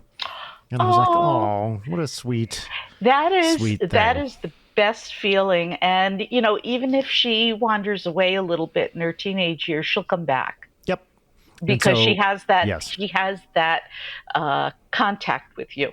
Yep. And I want to enjoy that now when she's still kind of little, and really lock it in that is a thing. We play games together, and she and Rachel, we do board games as a family. We've actually been doing a lot of Jackbox games recently as a family. Very cool. But okay, yes, what really kills me? What? I love the Jackbox games. I miss how hard You Don't Know Jack used to be. Yes. I used to love that. Same. It's like I have the PS3 version of it that I used to play with my dad, and that shit is hard. And then I try to play the newer version, and it's like, this is too easy. Too I easy. didn't like this game because it was easy. I like it because it makes you feel like an idiot. Yes. All right. What's popping for me this week is I went to on Tuesday, I went to see a movie that is just out today. We're recording this on Friday, June 7th. And it's a documentary called Flipside by Chris Wilcha. And what's interesting about Flipside is the Flipside takes its name from a record store in my hometown of Pompton Lakes, New Jersey. And this was it's a big thing in the movie, a big thread through the movie, is this particular record store that was right down the street from my family business, and I was always terrified to go into because it was too cool. And my sister hung out a lot as a teenager. But this movie, in addition to being kind of about my hometown or elements thereof, is a really, really wonderful film. So basically the movie is about unfinished projects. This guy has a bunch of he's a documentary filmmaker. He films there are a few different subjects that come up. This amazing photographer, Herman Leonard, I think it's Herman, jazz photographer, iconic pictures of Dexter Gordon, Duke Ellington, all these people. Really amazing photographer. He starts getting footage of him at the very end of his life. He's sick. He's in his late 80s, maybe early 90s, and he's giving interviews. There's footage from a documentary about Ira Glass's attempt to do a dance show. There's which never got made. There's a documentary about Starley Kine from This American Life, also, which never got made. Stuff about there's a whole thing with David Milch, the TV creator of Deadwood and other things. And what he manages, and he also talks about how he started out as a documentary filmmaker. He's from, basically where I grew up in northern Jersey. Judd Apatow brings him out so the guy films a documentary kind of about his time at Columbia House Records. And Judd Apatow sees it, says, "I want to hire you to make a feature documentary for his movie Funny People." Guy moves out to LA as a documentary filmmaker and basically becomes a director of ads. And it's also the movie is kind of about how do you navigate who you think you are versus what you want to do, right? Oh, wow. He thinks of himself as a documentary filmmaker, but really, and he says this in the movie, at one point he's like, "No, I'm not a documentary filmmaker. I direct advertisements." Except now he has this documentary out that weaves these threads of all these kind of unfinished projects together in this really delightful, artful way. And I loved it. I thought it was so great. It was a packed screening with him and Judd Apatow having a little conversation at the end. It's in very limited release right now in New York and LA. He just posted today. It had a nice review by Richard Brody in the New Yorker. It's getting some good press, but it's still a small movie. And I just want to encourage people to see it because it's really it's a wonderful documentary. And what's the name of it again? Flipside. Flipside. And I just thought it was so great and interesting, and also has all these, all these amazing people in it. One guy in the movie. Do you know who Uncle Floyd is, Deb? Oh yeah. Yeah, right. I figured you would. Uncle Floyd, a legendary New Jersey entertainer. Right. He's probably late night cable television when it was actually cable. Yes, it was like almost basically public access. Had a late night, I guess mostly improvised kind of sketch / talk show. Would bring all these punk bands on in the 80s. Yeah, but it was goofy too. It wasn't very silly, very stupid, like in the best ways. Famously, the brother of Jimmy Vivino from the Tonight Show band. Oh. And Uncle Floyd's in the movie a lot, and they talk about his career a little bit. And a thing that blew my mind, which is sort of a reveal in the movie, but not really, and I'll say it anyway. Uncle Floyd is mentioned in a David Bowie song. David Bowie and Iggy Pop used to watch Uncle Floyd together and mentioned, does a Bowie song with Uncle Floyd in it. And there's footage of Bowie performing it, which is crazy. Now I have to go back and listen to all my David Bowie. I know. Anyway, I loved this movie. Seek it out wherever you can find it. It's not on streamers yet. It's just released today, June 7th, when we're recording this. But if you have a chance to go see it, I like it. And you don't need to be from Pompton Lakes, New Jersey to enjoy it. It's great. But especially if you like weird record stores that are kind of anti-consumer and defy you to like them, this is the movie for you. Yeah, obviously that really jives with your entire energy, Brian. So it makes sense that would. Yes, that's be right. near and dear Yeah, to your I dare heart. you to listen to what I do. And if you don't like it, by the way, that's not my fault. Right. Yeah. All right. Well, that was What's Poppin'. Now it's time for our final segment, which is 3 parts gratitude exercise, 1 part petty grousing. The name of the segment is Peaches and Lemons, and the theme song goes right here. Peaches and lemons. Peaches and lemons. That was definitely a theme song that you Great. just heard. Indeed it was. I love that one too. Yeah, thank you. I'll take credit for We both. we will each start with a lemon, which is a minor bummer or annoyance. And I am so ready to go on this one. Yeah, because do it. when I wrote my little notes, as I always do before an episode, I did like lemon, like, I don't know, like I'm burned out, question mark, question mark, question mark.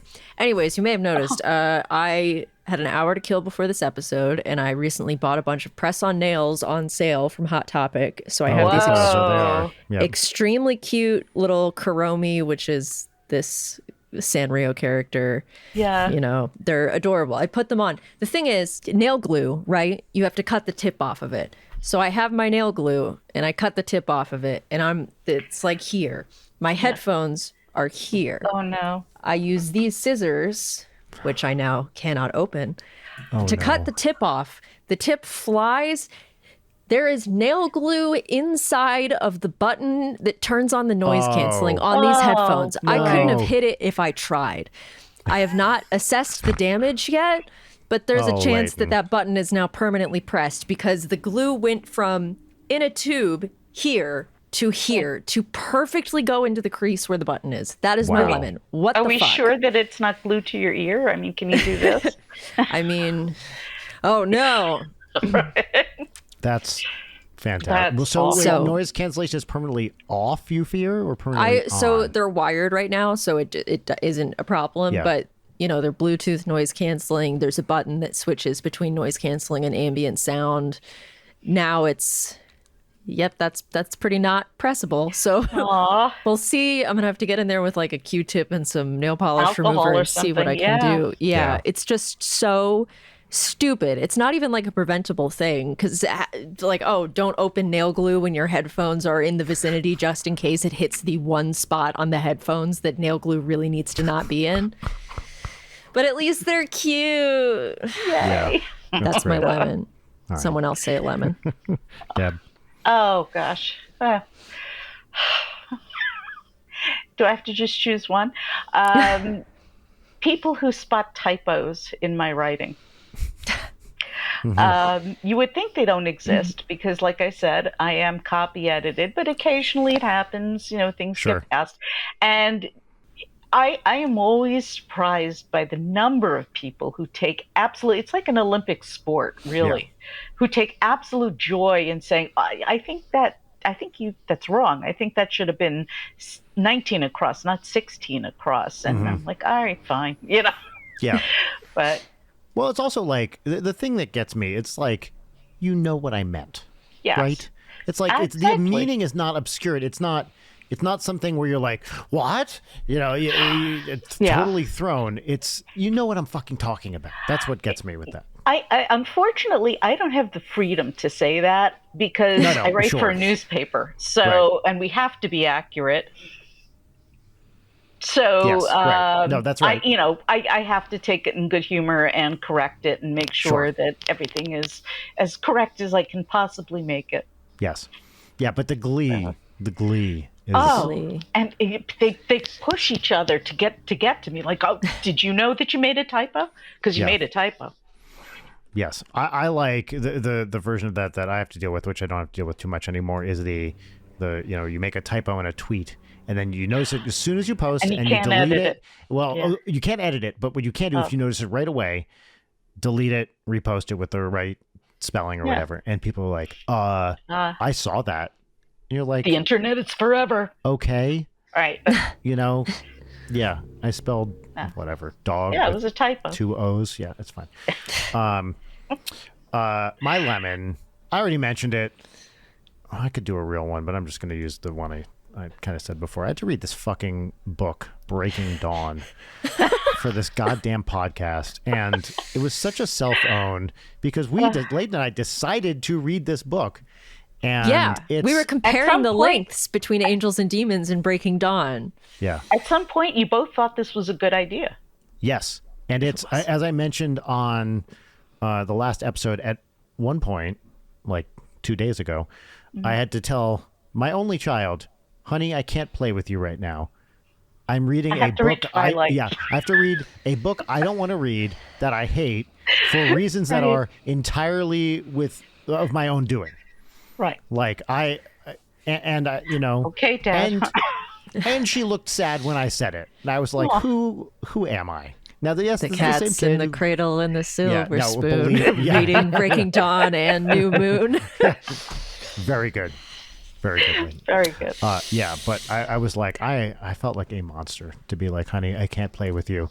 Jacob's imprinting I on have a to read baby. fan fiction. Yeah, Right. that's right. Yeah. All right, that's my lemon. That's actually a really good transition into peaches because my first peach is literally as written in the document. I don't have to be reading Breaking Dawn.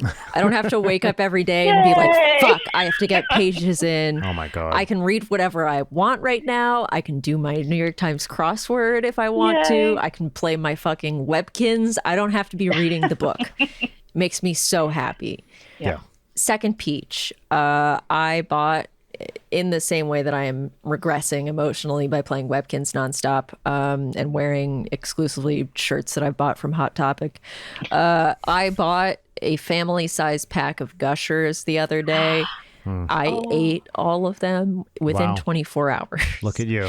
And you But it know was why? amazing. Because you're an adult and you can Yeah, do that's that. right. Because I can. How And many it was Gushers great. are in a family-sized pack of Gushers? Do I want It to know was like the a answer 20 to pack of, I don't know how many Gushers Bags?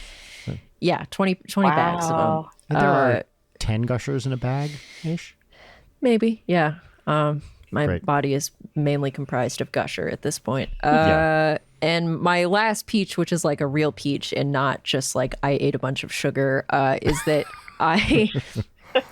the 2 rods got taken out of my foot and I can kind of walk like a tiny little bit. What did you do?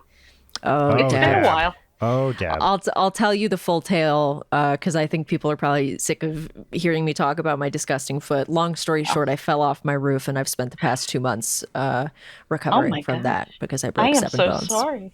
I'm glad that you're as okay as you are. Yeah, but had 2 rods about yay big yanked out of my Yeah. bones. Yes, not yesterday, 2 days ago. Oh No, my gosh. more Tuesday. than that. Tuesday. Tuesday. Toes Toes Day.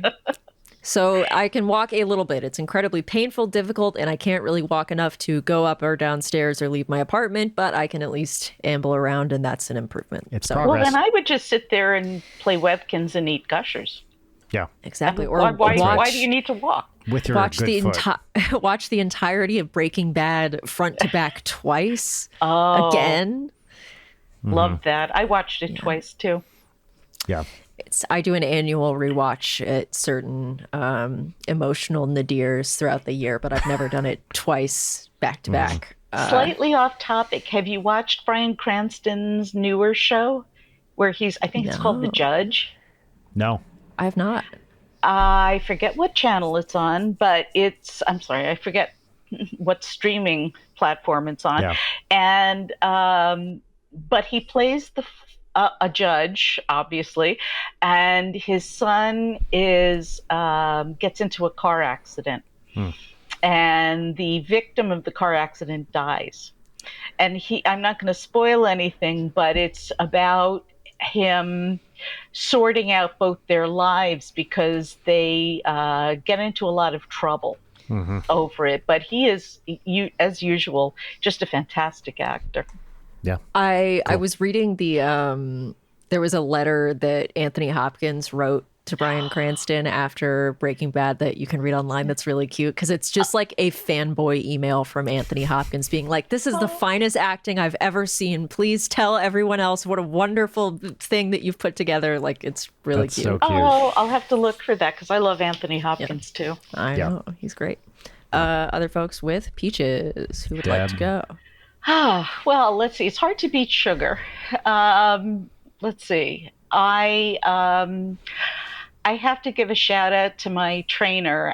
One of the things I did to stay in shape was I bought myself a personal trainer. Nice. We met when I used to go to a gym before the pandemic, and then the pandemic hit, and I wanted to keep working out, so we FaceTime each other.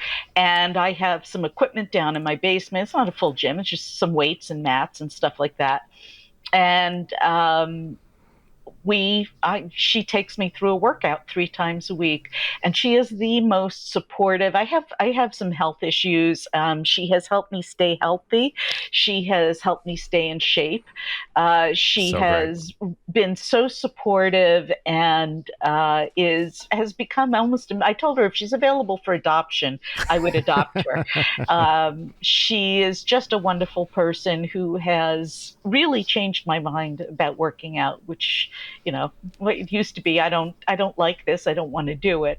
But now that I have someone who's waiting for me and I have to pay them, I show up. Yeah. And it's been, great. now I show up because I actually like it and I feel strong. That's awesome. Amazing. Cool. Let's see, what else? My family is healthy. My kids are looking for jobs as everybody else is. So, if anybody knows a good junior website developer job or something in illustration, hit me up. Great. But I won't make this a, hey, give jobs to my kids segment. My husband is my third peach. And I just want to give a specific example because this happened really recently. For my birthday, he said, we always go out to dinner. And because for me, like I said, it's all about the food. He said, pick out the restaurant of your dreams, which is like already very romantic to me. And we wound up going to a place that, I guess this is kind of a shtick, but they don't have a published address and their name is not on here. It's here in New Jersey, where I live, and it's called Sushi by Sea. And it's a fixed price menu. The chef, it's an omakase, so the chef is feeding you, piece after piece and different kinds of dishes and stuff like that. And I have to tell you, I have had some good sushi, but this was an unforgettable meal. And we had a very romantic night out. So that was That's really awesome. nice. Yeah. What was the best bite of the sushi for you? Well, I am a freak for yellowtail. And they did something with, I think, it was a piece of nigiri yellowtail sushi, but he had made like an uni butter, a sea urchin with butter and just sort of brushed it. Oh my God, I'm drooling. I'm sorry, So I'm not great. supposed to do That's that. fine. That sounds amazing. I mean, Yeah. I guess it makes sense Yeah. why you made some ponzu if you're a yellowtail freak, because Well, that's like the best combo. well, the thing is, he inspired me again. I go through phases in my cooking, and after a meal like that, you just want to, a lot of he was talking about the fact that he makes his own miso. That's how I got started. He made his own pie. All That's of cool. this is homemade, ordered from Japan. The best of the best, and it was not cheap, but it was totally worth it. That's great. So that was Hell yeah. definitely a really, really unforgettable night. Was that? I think that's three. You did That's three, three. yeah. Yeah. And happy belated birthday. Thank Yes. you very much. Indeed.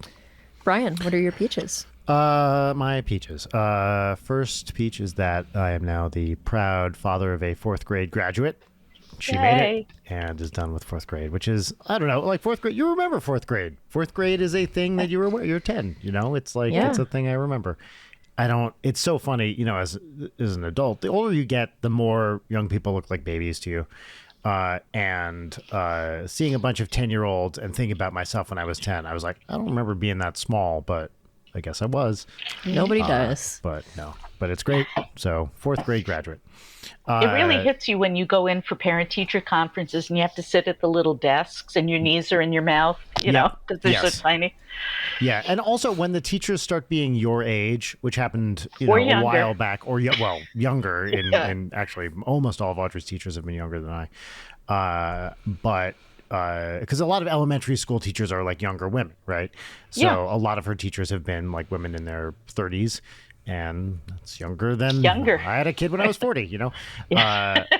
So anyway, she was Is very. she in middle school now? She will start fifth grade next year. So Okay. I think Is that's that middle still. school? I forget. know. I think middle school. Sixth is middle. Oh, okay. Yeah, I think middle is 6. So she'll still be in elementary school. But But congratulations. thank you. Yes, she's very proud of herself. They wrote on that. We went in for the end of year party, and they wrote, "We did it" on the, the little whiteboard. That was very cute. Next peach is, I can't remember if I've talked about this one before. We are in the middle of organizing and promoting a 15th anniversary stream for Ninja Sex Party. And Wow. it's we're gonna do a whole show and put it out there with our friends Twerp that we play with a lot. But just like 15 years is a crazy amount of time to have been doing something, and Nuts. to the fact that it is still a thing that is happening and that people are paying attention to is absolutely wild to me. I think all the time about when we moved to LA in 2015. I met with a financial planner, and he was like, "So, what is your financial future?" And I was like, What do you do? "If this band has 2 years left in it, I'm going to be shocked, hoping for the best." And that was almost 10 years ago. Wow. So I And you can't have a believe big it's still a fan thing. base. We have a nice size, fan base, and it's still like, I who knows where we are in our trajectory? Like, how much longer does the band have? We outlasted the Beatles, so that's I'll always be able to say that. There you go. But yeah, do we have 2 more years, 10 more years? Who knows? But Now, it's have you gotten any letters from people who say, I listened to you when I was young and I just brought my son to one of your concerts? Has Actually- it reached that point? actually it's not quite that. We do have. I listened to. I met. I've been listening to you since middle school, and now I just had my first kid. We get that. Oh my God. Wow. More than older, because we're not quite old enough. I guess- we Yeah. we do have I guess people bringing I don't kids get to concerts, say though.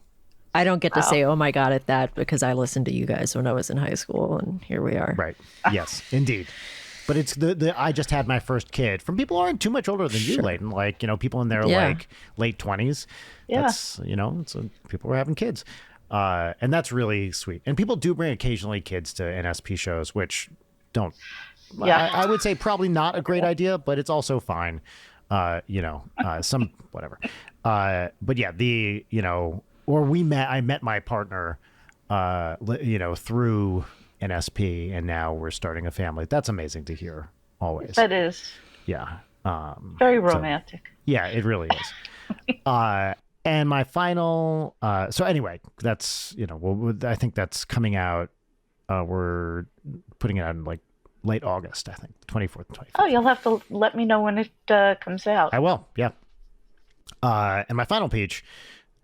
So I have been doing this smooth jazz thing that I've talked about ad nauseum on the show, and I played a show about a week and a half ago, opening for Brendan Hunt, Coach Beard from Ted Lasso. How did that go? It was really fun. He has a great project called Elvis Prestello, where he's an Elvis impersonator who does Elvis Costello songs, only Elvis Costello songs. I love it. And it's a great idea. Got booked kind of last minute for it, but I was like, yeah, I mean, I loved him in Ted Lasso. It seemed like a fun project. This band was all like comedy music, people, really great. After the next day, I was texting with a friend.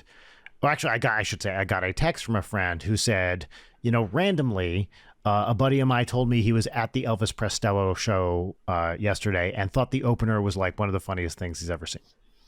That's great. And when you get a compliment like that, just an out of the blue compliment, unexpected he's like, this guy's a comedy writer, and he's like, blah, blah, blah. Like, he's like the kind of person that I want to think this is funny. This is the type of, it's someone in the industry sort of whose opinion, I mean, I don't know anything about the guy's work, but at least he's kind of in that world. I was just like, okay, that's really hardening. And it was the first time I've ever performed this to a room of, people had no idea what to expect going in. It was not my fan base, just walking in cold. There were a handful of fans in the room, but mostly it was, for the other act. And the audience was into it. And then I got this very nice compliment just randomly later. I really, really felt good about myself for that. That must have made you feel so good. It did. And I've always been curious how this thing in particular would play to someone who doesn't know anything about it walking in. Like, would people just be like, what the fuck is going, what's he talking about? And the fact that people liked it and I got this nice compliment was very, very heartening. Very cool. So that's my final peach. Deb, speaking of peaches, thank you so much for being here today with us. It's always a pleasure. I mean, I say the second time that I've spoken to you, but it's a pleasure. Thank you for having me. I think you guys are great, and I really enjoyed this. No, it was so great to have you back on. What's fascinating to me is that you really are a constant presence in our lives in a very real way, right? I'm so sorry. You and the people you work with, it is an important thing to both Leighton and myself, and thousands upon thousands of other people around the world. So, well, thank you, and I'm. You guys and all of these people are just as important to me. I really enjoy the community that we have.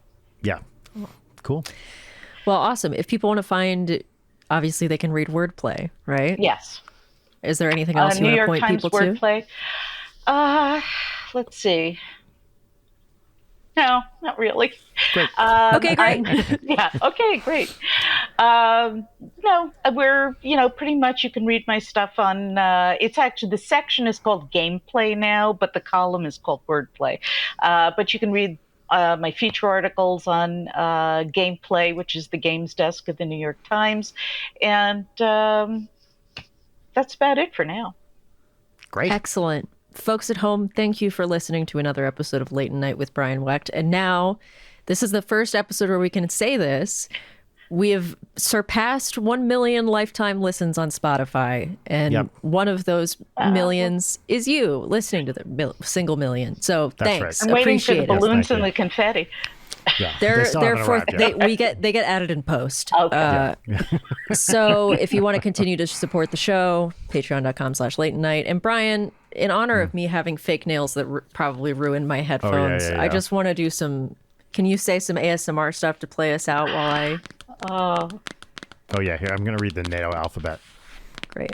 Alpha, Bravo, Charlie, Delta, Echo, Foxtrot, Golf, Hotel, India, Juliet, Kilo, Lima, Mike, November, Oscar, Papa, Quebec, Romeo, Sierra, Tango, Uniform, Victor, Whiskey, X-Ray, Yankee, Zulu.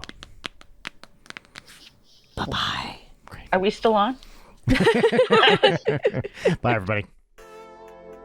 Leighton Night is produced by Brian Wecht and Leighton Gray. Sign up for our Patreon at patreon.com/Leighton Night. Follow us on Twitter at Leighton Night, on Instagram at Leighton_Night, or email us at leightonnight@gmail.com.